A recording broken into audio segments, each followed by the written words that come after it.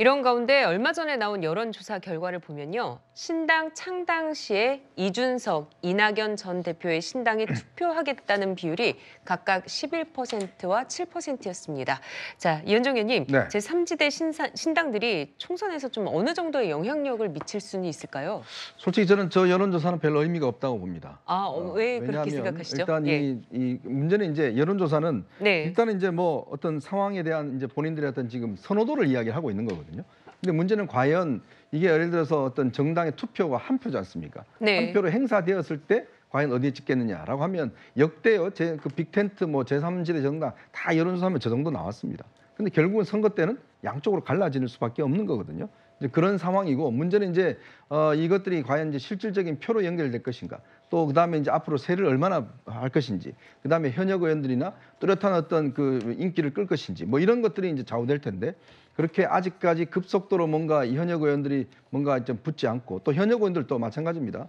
뭔가 새로운 인물, 신선한 인물들이 가면 모르겠는데 네. 공천 떨어질 것 같으니까 뭐 이게 그러게 하면 사실 뭐 소위 이야기해서 낙엽당이라는 이야기도 나오지 않습니까? 살찐 고양이당 이야기도 나오고, 뭐 예를 들어 그렇게 살찐 고양이 비판하다가 살찐 고양이들 빨리 오세요라는 이야기하고 똑같은 거 아니겠어요? 그런데 과연 그게 새로운 모습으로 보여질까요?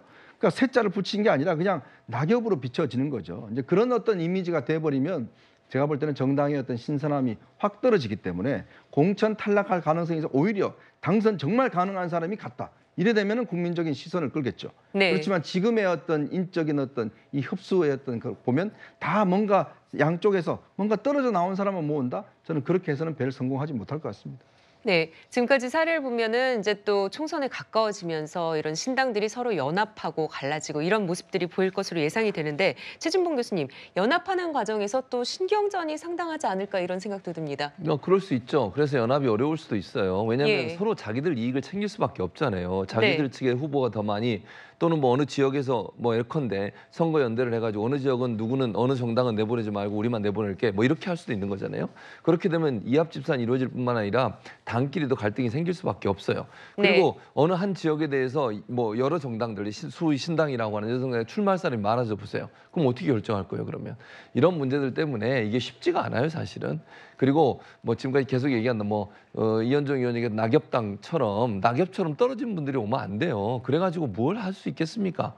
저는 국민들이 볼 때 저 정당에 희망이 있으려면 정말 참신한 인물, 그리고 정말 국민들이 볼 때 신선하고 느낄 수 있는 사람들이 와야 되는데, 정치하던 분들이 또 와가지고 자기들 정당에서 안 되니까 저기 와서 모여가지고 또 정치적 모색을 한다? 그거 자체가 국민들에게는 상당히 낙후되게 보여요. 그래서 저는 그런 모습을 보이는 것으로는 성공할 수 없다. 그래서 제가 볼 때는 앞으로 신당이 뭐 빅텐트라고 말은 하지만 그렇게 하나로 뭉쳐기가 상당히 어려울 수 있다고 저는 생각해요. 그리고 그 안에 모인다 하더라도 그 안에 갈등이 커져서 결국 선거에서는 큰 영향력을 발휘하기가 좀 어렵지 않을까 그렇게 전망합니다.